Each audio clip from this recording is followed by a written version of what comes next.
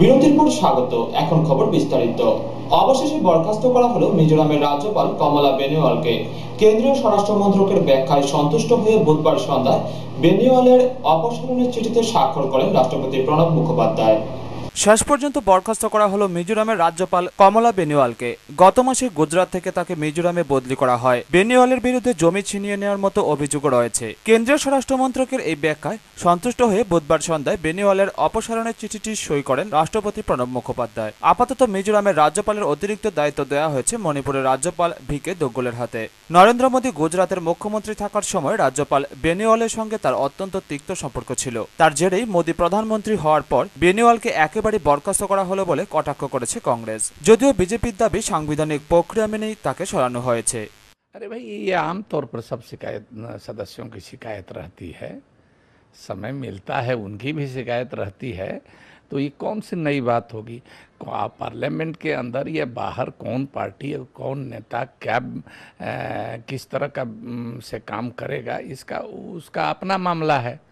तो वो कब ठंडा होते हैं कब गर्म होते हैं, राहुल जी, ये तो उनको डिसाइड करना है। इससे अपन को क्या लेना देना। इस देश के संविधान में, सेकुलरिज्म में, डेमोक्रेसी में संघ परिवार का कभी विश्वास नहीं रहा है। ये इस देश के राष्ट्रीय झंडा उनका झंडा नहीं रहा है। उनका तो भगवा झंडा अगर चले तो भगवा झंडा लाल किले पर फहरा दें, उनका चले तो इस संविधान को बदल दें। तो उनके लिए तो ये कोई नई बात नहीं है, वो तो हर चंद कोशिश करेंगे। यही तो खतरा है इस देश के सामने कि जिस तरह से संघ परिवार के नियंत्रण में ये सरकार चल रही है, तो इन सब चीज़ों का खतरा है। तो पाकिस्तान में हिंदुस्तान में क्या फ़र्क रह जाएगा। जो थियोक्रेटिक स्टेट हैं, हिंदू राष्ट्र की जो उनकी कल्पना है वो यही ना है। उसी तरह से मुस्लिम राष्ट्र वाले, तो मुस्लिम राष्ट्र बना तो एक रह सका, खंड खंड हो गया। आज धू धू कर पाकिस्तान जल रहा है। जो पाकिस्तान बचा हुआ है बांग्लादेश से अलग होकर के, उसके भी खंड खंड हैं, चिथड़ा चिथड़ा हो गया है। ब्यूरो रिपोर्ट, खबर त्रिपुरा। ভারতের দিকে চেনাব নদীর জলে ভেসে যান বিএসএফ এর এক ট্রুপার। তাকে উদ্ধার করে পাকিস্তানি রেঞ্জাররা। নদীতে নজরদারি করার সময় নৌকা উল্টে নদীতে পড়ে যাওয়ার ফলে তিনি স্রোতে ভেসে যান। ভারতের দিকে চেনাব নদীর জলে বুধবার ভেসে যান বর্ডার সিকিউরিটি ফোর্সের একজন ট্রুপার। চেনাবের স্রোত তাকে টেনে নিয়ে যায় পাকিস্তানের দিকে। অবশেষে পাকিস্তানি রেঞ্জাররা তাকে জল থেকে উদ্ধার করেছে বলে জানা গিয়েছে। সেই বিএসএফ ট্রুপারকে এখন সেখান থেকে ফিরিয়ে আনার চেষ্টা চলছে। বুধবার জম্মু কাশ্মীর সীমান্তে আকনুর এলাকায় সত্যশীল যাদব তার 3 সহকর্মীকে নিয়ে নদীতে নজরদারি করছিলেন। সেই সময় হঠাৎই মোটর চালিত নৌকাটিতে মেকানিক্যাল গোলযোগ দেখা দেয়, আর নৌকা উল্টে নদীতে পড়ে যায় যাদব সহ তার 3 সহকর্মী। তার 3 সহকর্মী সাঁতরে নিরাপদ জায়গায় চলে আসতে পারলেও সত্যশীল নদী স্রোতে চেনাব নদীর পাকিস্তান অংশের দিকে ভেসে যান। সেই ট্রুপারকে পাকিস্তানের শিয়ালকোট অঞ্চলের বাজওয়াত গ্রাম থেকে উদ্ধার করে পাকিস্তানি রেঞ্জাররা। যাদব উত্তরপ্রদেশের ফিরোজাবাদ জেলার বাসিন্দা। আপাতত তাকে ভারতে ফিরিয়ে আনার জন্য প্রশাসনিক স্তরে তৎপরতা চলছে। ব্যুরো রিপোর্ট, খবর ত্রিপুরা। অবশেষে প্রতীক্ষার অবসান ঘটিয়ে বৃহস্পতিবার রাজ্যে এসে পৌঁছল চাল। বাংলাদেশের আশুগঞ্জ বন্দর হয়ে কলকাতা থেকে রাজ্যে এসে পৌঁছল চাল। প্রথম দিনে রাজ্যে এসে পৌঁছল 5000 মেট্রিক টন চাল। অবশেষে প্রতীক্ষার অবসান হলো। বৃহস্পতিবার দুপুরে বাংলাদেশের আশুগঞ্জ বন্দর হয়ে কলকাতা থেকে রাজ্যে এসে পৌঁছল চাল। বৃহস্পতিবার মোট 3টি ট্রাক গাড়িতে করে চাল রাজ্যে এসে পৌঁছে। প্রতিটি ট্রাকে মোট 340 ব্যাগ করে চাল এসেছে বলে বাংলাদেশের শালক ওরিয়েন্ট সিইউএজ-এর লজিস্টিক ম্যানেজার মোহাম্মদ নুরজামাল সংবাদ মাধ্যমকে জানান। তিনি আরও জানান, এই চালগুলি 22 জুলাই কলকাতা থেকে রওনা হয়ে 5 আগস্ট আশুগঞ্জ বন্দরে এসে পৌঁছায়। প্রথম দফায় চাল এসেছে 5000 মেট্রিক টন। প্রথম দিন 3টি গাড়িতে করে চাল আসলেও আগামী দিনে দৈনিক 20টি করে বাংলাদেশি ট্রাক চাল নিয়ে রাজ্যে আসবে বলে খবর। একটা গাড়িতে 340 ব্যাগ করে আছে। আর এই টোটাল 10,000 মেট্রিক টনের মধ্যে 5,000 মেট্রিক টন গত মাসের 22 তারিখে কলকাতা থেকে সেল করে গত এই মাসের 5 তারিখে আশুগঞ্জ বন্দরে পৌঁছায়। ওখানে আমাদের গতকালকে কাস্টম ফর্মালিটি সম্পূর্ণ করে আমরা ওখানে 3টি গাড়িতে আশুগঞ্জ এলসি স্টেশন থেকে আখাউড়া এবং আগরতলার উদ্দেশ্যে রওনা করি। ইতিমধ্যেই আমরা আখাউড়া এলসি স্টেশনে পৌঁছাই। এখন আগরতলা এবং আখাউড়া কাস্টমস অফিসারদের ফর্মালিটিস কমপ্লিট হওয়ার পরেই আমরা ইতিমধ্যে আগরতলা এফসিআই গোডাউনের উদ্দেশ্যে গাড়িগুলা রওনা করবে। আমার নাম Mohammad Nuruzzaman, Gulf Orient sewage logistic manager. Bureau report, খবর ত্রিপুরা। আবার নিয়ে নিচ্ছি ছোট্ট বিজ্ঞাপন বিরতি, সঙ্গে থাকুন। বিরতির পর আবারও স্বাগত। সদ্য সমাপ্ত ত্রিস্তর পঞ্চায়েত নির্বাচনে জয়ের পর নির্বাচিত প্রতিনিধিদের নিয়ে এক বিজয় মিছিল সংগঠিত করল বক্সনগর ব্লকের অন্তর্গত দুর্গাপুর গ্রাম পঞ্চায়েতে কংগ্রেসের নির্বাচিত প্রতিনিধি সহ কর্মী সমর্থকরা। সোনামুড়ার কংগ্রেস দুর্গ বলে পরিচিত দুর্গাপুর গ্রামে বৃহস্পতিবার বিজয় মিছিল সংগঠিত করল কংগ্রেস দলের কর্মী সমর্থকরা। এই দুর্গাপুর গ্রাম পঞ্চায়েতটি নতুন করে বক্সনগর ব্লকে অন্তর্ভুক্ত হয়েছে প্রায় 1 বছর পূর্বে। স্বাধীনতার পর থেকে গ্রাম পঞ্চায়েতটি কংগ্রেসের দখলে রয়েছে। সদ্য সমাপ্ত পঞ্চায়েত নির্বাচনেও কংগ্রেস দল তাদের দুর্গ অটুট রাখতে সক্ষম হয়েছে। নির্বাচনে 8-3 আসনে কংগ্রেস দল জয়লাভ করে দুর্গাপুর পঞ্চায়েতটি নিজেদের দখলে রেখেছে। এই দুর্গাপুর গ্রাম পঞ্চায়েত এলাকার বাস প্রাক্তন মন্ত্রী মনসুর আলী, বিল্লাল মিয়া সহ সোনামুড়ার একাধিক কংগ্রেস নেতৃত্বের সভাপতি নিজেদের দুর্গ ধরে রাখতে পারায় খুশি কংগ্রেস কর্মী সমর্থকরা। ব্যান্ডের তালে দলীয় প্রার্থীদের নিয়ে প্রচুর সংখ্যক নারী পুরুষ কংগ্রেস কর্মী সমর্থক বিজয় উল্লাসে মেতে ওঠে এবং বিজয় মিছিলটি সমগ্র পঞ্চায়েত এলাকা পরিক্রমা করেন। মিছিলে ছিলেন জয়ী প্রার্থী তথা প্রধান জলিলুর রহমান, কংগ্রেস নেতা শাহ আলম, জাকির হোসেন সহ অন্যান্য জয়ী প্রার্থীরা। মিছিলে কংগ্রেস কর্মী সমর্থকদের উপস্থিতি ছিল লক্ষণীয়। নৈরাত শ্রমিকের রিপোর্ট, খবর ত্রিপুরা। জমি সংক্রান্ত কিংবা পারিবারিক কলহের জেরে প্রায়শই বলি হতে হয় অনেককে, আর এরূপ ঘটনা রাজ্যের প্রত্যন্ত অঞ্চলগুলিতে বেশি পরিলক্ষিত হয়। এমনই এক ঘটনার জেরে খোয়াইয়ের পূর্ব আঠাইবাড়ি এলাকায় নিজের কাকার হাতে খুন হয় ভাইপো। পারিবারিক জমি সংক্রান্ত বিবাদে কাকার হাতে খুন হতে হলো ভাইপোকে। ঘটনা খোয়াইয়ের পূর্ব আঠাইবাড়ি এলাকায়। ঘটনা সূত্রে জানা যায়, দীর্ঘদিন ধরেই জমি সংক্রান্ত ব্যাপারে কাকা মানিক গৌড় এবং ভাইপো অর্জুন গৌড়ের সাথে বিবাদ চলছিল। বুধবার রাতে মদমত্ত অবস্থায় বাড়ি ফেরে মানিক গৌড় ভাইপো অর্জুনকে দা দিয়ে শরীরের প্রত্যেকটি জায়গায় কুপুতে থাকে। ঘটনাস্থলে অর্জুন মারা যায় বলে জানা যায়। এদিন রাতে পুলিশ মানিককে গ্রেপ্তার করে খোয়াই থানায় নিয়ে আসে। ঝগড়া লাগছে, এরা ওই ভাইও মদ খাইছে না, কাকু হল মদ খাইয়া পরে আমি ওই এরা ঝগড়া লাগাতে চিলি দিছে, তো আমি গেছিলাম টস লইয়া, তাতে একটা আছে দাদারে পরে থাকছে আর কাকু তাও লইয়া ভাগটা আছে পরে। তা আমি পরে গ্রামের মানুষরা লইছে, চলো আমার দাদা এখানে পরে থাকছে, পরে কেনে যাইয়া কেস করছিলাম, কইসে যাইয়া পরে সবই আইসে, গ্রামের মানুষের নন্দর প্রধানেরও আইসে। কি দিয়া মারছে? দাও দিয়া মারি আর মাথা টুকরা, হাতর টুকরা, পিঠেনটা সব কুবাই নাই। এটা তো দাওয়ার খুব দেখছি স্যার, এর আমি বুঝতে কথা বলবো। কি কারণে মারছে? এটা জায়গা ব্যাপারে বলে। কি না, যে মারছে তার নাম কি? মানিকপুর। কারে মারছে? তার ভাতিজারে। কি নাম ভাতিজার? অর্জুনপুর। বৃহস্পতিবার সকালে অর্জুনের মরদেহ ময়না তদন্তের জন্য খোয়াই হাসপাতালে নিয়ে আসা হয়।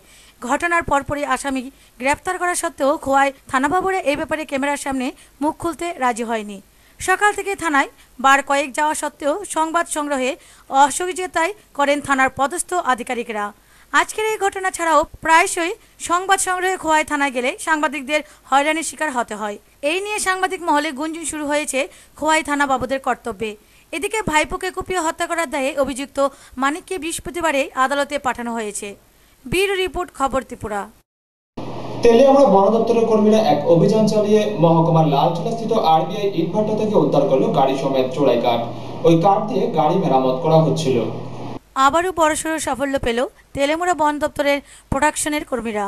ঘটনার বিবরণে জানা যায়, গোপন সূত্রের ভিত্তিতে বিমল পাটোয়ারির নেতৃত্বে তেলিয়ামুড়া থানাধীন লালটিলাস্থিত আরবিআই ইটভাটা হানা দিয়ে দেখতে পায় গাড়ি মেরামত করছিল চোরাই কাঠ দিয়ে। সেখানে থাকা কর্মীদের কাঠের রসিদ বা কাগজপত্র দেখাতে বললে তারা কাগজপত্র দেখাতে পারেনি। সঙ্গে সঙ্গে তারা গাড়িটি নিয়ে আসে গামাইবাড়ি স্থিত রেঞ্জার অফিসে। গাড়ির নম্বর হলো AS01 BC 7874 লরি। সঙ্গে বহু কাঠও উদ্ধার হয়, যার বাজার মূল্য আনুমানিক 50,000 টাকা হবে বলে জানায় বনকর্মী বিমল পাটোয়ারি। একটু খবর পাইছি, খবর পাইয়া সকালে ডিউটি বাইরে খবর পাইয়া তেলিয়ামুড়া আরবিআই ওই ভাট্টার মালিকের নাম তো আমি এখনো শিওর না, কারণ এরা এখনো রিপোর্ট দিছে না, তো রিপোর্ট পাইছি না আমি। এর থেকে ওই গাড়িটা কাজ করতে আছে, বাট্টার গাড়িটা কাজ করতে আছে ওই শালের কাঠ দিয়ে। কাঠের কোনো কাগজ তারা জিজ্ঞাসা করার পর কাঠের কোনো কাগজপত্র তারা দেখাতে পারে নাই। আমি গাড়িটা ওইখান থেকে আমার ড্রাইভার কল করে গাড়িটা নিয়ে আসি। গাড়িটার নাম্বার কত? গাড়িটার নাম্বার A01BC 7874। কি ছিল গাড়িটা? কি ছিল গাড়িটা? পুরান কাঠ চেঞ্জ করে নতুন কাঠের কাজ করতেছিল। কাঠটি শালের কাঠ। আমি কিছু কাঠ লুজ পাইছি আর কিছু কাঠ ফিটিং পাইছি গাড়ির মধ্যে। তা আমি যখন যাই তখনও মিস্ত্রি কাজ করার জন্য রেডি হইতেছে। এমন অবস্থায় আমি গাড়িটা নিয়ে আসি আমার অফিসে। তো বাজার মূল্য কত হবে? বাজার মূল্য কাঠ তো এখনও মেজারমেন্ট আমি নিছি না। মোটামুটি কাঠ 30-35 ফুটের মতো হইব আমার মনে হয়। তো এটা শিওর না, মেজারমেন্ট নিলে পরে ক্লিয়ার মতো। বাজার মূল্য এটা তো শালের কাঠ, এটা বাজার মূল্য 50-60 হাজার টাকা হবে, তো বেশি হইতে পারে। তো গাড়িটা কী করা হয়? গাড়িটা তো এখন আমি নিয়ে আসি। এরপরে আমি সিজ করে সিজের লিস্ট করে অফিসে পাঠামো। রিপোর্ট পাঠাইলে পরে সাহেব বইটা কী করা যায়। ব্যুরো রিপোর্ট, খবর ত্রিপুরা। পাচার বাণিজ্যকে কেন্দ্র করে এক চাঞ্চল্যকর পরিস্থিতির সৃষ্টি হয় সীমান্ত লাগোয়া কুড়ুবাড়ি নবপাড়া এলাকায়। বিএসএফ এর 29 নং বাহিনীর এক আইবির প্রহারে আহত হন বেশ কয়েকজন নিরীহ এলাকাবাসী। আইবির বিরুদ্ধে থানায় মামলাও করা হয় এলাকাবাসীর পক্ষে। পাচার বাণিজ্যকে কেন্দ্র করে উত্তেজনা ছড়িয়েছে সোনামুড়া থানাধীন সীমান্ত লাগোয়া কুলুবাড়ি নবপাড়া এলাকায়। ঘটনায় সীমান্ত বাহিনীর বেধড়ক প্রহারে গুরুতর আহত বেশ কয়েকজন নিরীহ এলাকাবাসী। ঘটনা বুধবার রাত আনুমানিক 11টা নাগাদ।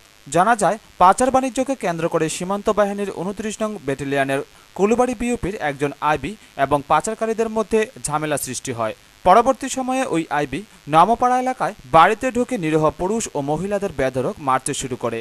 এমনকি নিজের সার্ভিস রিভলভার থেকে গুলি করতেও উদ্যত হয় বলে অভিযোগ এলাকাবাসীর। বিএসএফের ওই আইবির মারে আহত হয় হারুন মিয়া মজুমদার, উত্তম নম, কৃষ্ণ নম সহ বেশ কয়েকজন নিরীহ এলাকাবাসী। আহত হয় লিপিকা নম নামে এক গৃহবধূ।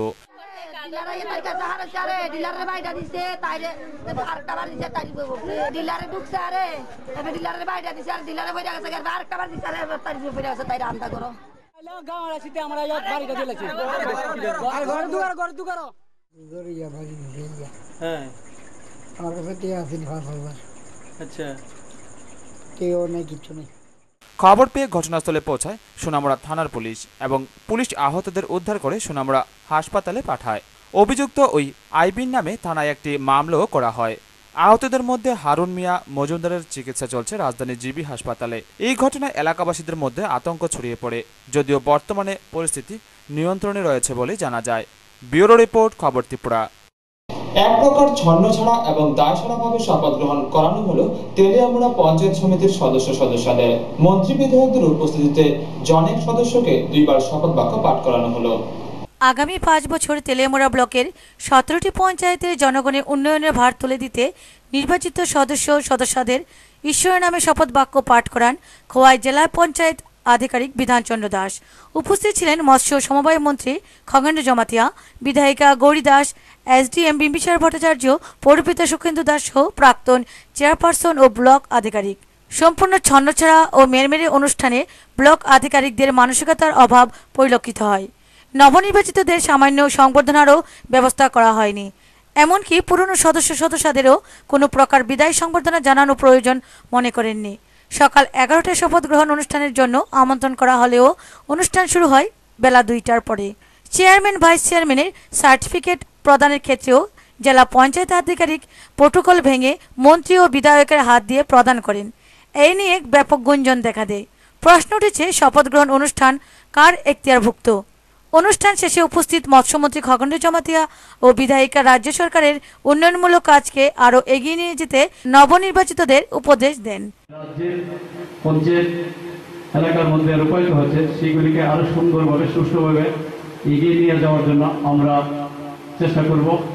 এবং সর্বশেষে আমি আমাদের এই এলাকার নির্বাচক মণ্ডলীর কাছে অনুরোধ রাখব, আমাদের সাথে থেকে আমাদেরকে পরামর্শ দিয়ে সাহায্য করার জন্য।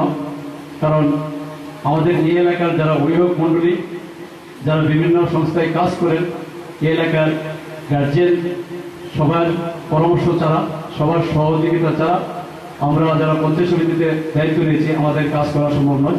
কাজে আমি ব্যুরো রিপোর্ট, খবর ত্রিপুরা।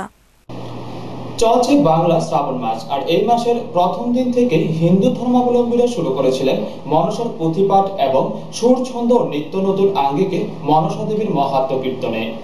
শ্রাবণ মাসব্যাপী রাজ্যের বিভিন্ন প্রান্তে চলছে মনসা পুঁথিপাঠ ও বিভিন্ন সুরে ছন্দে নিত্য নতুন আঙ্গিকে কীর্তনের আসর। শ্রাবণের সংক্রান্তিতে অনুষ্ঠিত হবে বিশেষ অনাড়ম্বরে মনসার পূজা প্রকরণ।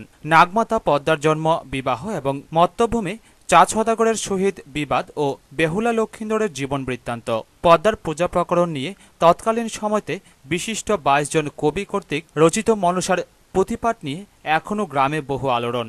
গ্রামে গ্রামে পাড়ায় পাড়ায় সর্বত্র সন্ধ্যার পরই ধর্মপ্রাণ সাংস্কৃতিক প্রেমী মানুষ মনসার কীর্তন নিয়ে বাড়ি বাড়ি ব্যস্ততায় এখন। অপরদিকে গ্রাম শহরে কর্মব্যস্ত মৃৎশিল্পীরা মনসার মূর্তি নির্মাণে।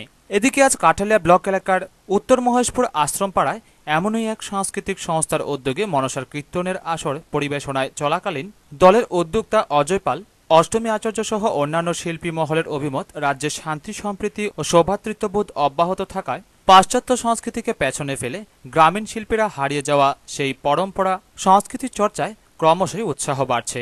শিল্পীদের দাবি, হারিয়ে যাওয়া সংস্কৃতিকে ধরে রাখতে হলে চাই সরকারেরও ঐকান্তিক সহযোগিতা। নারায়ণ বৈদ্যের রিপোর্ট, খবর ত্রিপুরা। তেলিয়ামুড়া মঙ্গিয়াকামী এলাকা থেকে কেবল লাইনের তার চুরির ঘটনায় অভিযুক্তদের একজনকে গ্রেপ্তার করল পুলিশ। নাম বিজিত চক্রবর্তী। অপরজনের খোঁজে জোর তল্লাশি চালাচ্ছে পুলিশ। অবশেষে সংবাদ মাধ্যমের খবরের জেরে কেবল লাইনের তার চুরির এক পান্ডাকে গ্রেপ্তার করল মুঙ্গিয়াবাড়ি থানার পুলিশ। চোরের নাম বিজিত চক্রবর্তী, বাড়ি আমবাসার কোলাই এলাকায়। গত মঙ্গলবার রাত আনুমানিক 10টা নাগাদ আমবাসার এক দোকান থেকে গ্রেপ্তার করা হয় তাকে। আরও একজন পলাতক। ঘটনার বিবরণে জানা যায়, মুঙ্গিয়াকামী এলাকা থেকে জুলাই মাসের 23 তারিখ প্রায় 9 কিলোমিটার রাস্তার কেবল লাইন চুরি করে নিয়ে যায় বিজিত চক্রবর্তী ও অমৃত দেববর্মা নামে দুই ব্যক্তি। ঘটনার খবর পেয়ে মুঙ্গিয়াবাড়ির কেবল পার্টি তাদের তাড়া করলে তারা গাড়ি নিয়ে পালিয়ে যেতে সক্ষম হয়। তারপর আমবাসার তুষার শর্মা নামে এক কেবল অপারেটর তাদের বিরুদ্ধে 27 জুলাই মুঙ্গিয়াকামী থানায় লিখিত অভিযোগ করলে 5 আগস্ট রাত 10টা নাগাদ আমবাসা থেকে গ্রেপ্তার করা হয় বিজিত চক্রবর্তীকে। তবে এই কাণ্ডে জড়িত আরও এক ব্যক্তি তথা শিক্ষক অমৃত দেববর্মাকে এখনো খুঁজছে পুলিশ। নাম হয়েছে বিজিত চক্রবর্তী, ওরফে উত্তম চক্রবর্তী। গতকাল রাত্রে আমরা আমবাসা বাজার থেকে নিয়ে যাচ্ছি। আমাদের এখানে তার বিরুদ্ধে কেস আছে, চুরির কেসে। যেটা কেস হইল আমরা মুঙ্গিয়াকামী থানা কেস নাম্বার 9 2014। তার চুরি করে নিছে এবং কাটিয়া ফেলে দিয়ে গেছে, নষ্ট করা হয়েছে। তার বিরুদ্ধে অভিযোগ ছিল। কবে? গত 23 তারিখে চুরি হয়েছে এবং 27 তারিখে আমাদের এখানে কেস রেজিস্টার হয়েছে। কতটুকু তার? প্রায় 4 কিলোমিটার 5 কিলোমিটার মতো রাস্তা কাটিয়া ফেলে দিয়ে গেছে এবং আমরা ওই তারগুলি কিছু পাওয়া গেছে। অভিযোগ কে করছে? অভিযোগ করছে আমবাসারই কেবল লাইনের সৃষ্টি, কেবল লাইনের শ্রী তুষার শর্মা। তো এখন যাকে ধরছেন আপনারা অভিযোগ মূলে, তাকে কি রিমান্ডে চাইবেন? হ্যাঁ, অবশ্যই আমরা অবশ্যই রিমান্ডে চাইবো এবং তাকে ফরওয়ার্ড করতেছি। কতদিনের রিমান্ডে চেয়েছে? তো আমরা তো 4 দিন চাইছি, 5 দিনে চাইছি। এখন না, এগুলি তো তাদের এফআইআর নামে কোনো নাম নেই তাদের। এরপরে তো আমরা এখন দেখতেছি যদি পায় তাদের বিরুদ্ধে